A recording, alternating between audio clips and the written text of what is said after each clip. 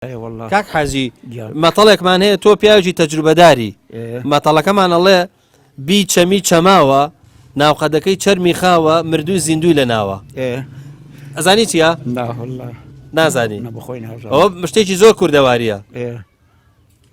بی چەمی چەماوە ناوقەدەکەی چەرمی خاوە مردووە زیندوی لە ناوە ئەو پیریە وەڵا پیری نییە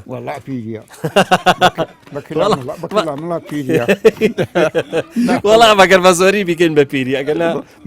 بەخوای پیریە عزیزجان دەست ماجەکەیت خوا لێ ڕازی یارەبی خوای گەورە سەلامەتت کات ئینشاءڵڵا یارەبی خوای گەورە هەموو خوای گەورە ئازار لە بەدەنتان نێڵێ ئینشاءڵڵا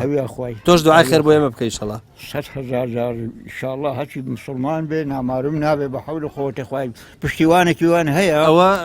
بینەرانش جویان لێ حتمما پێم خۆشە شتێک بێ کە بۆ ئامۆژگاری بێ بۆ ئەوانیش بەڵێ جاوەڵای بچ لێنە معازرم بۆی خوای گەورەی ئینشاءڵڵا لە هەموومانی قبوڵ کە ئینشاءڵڵا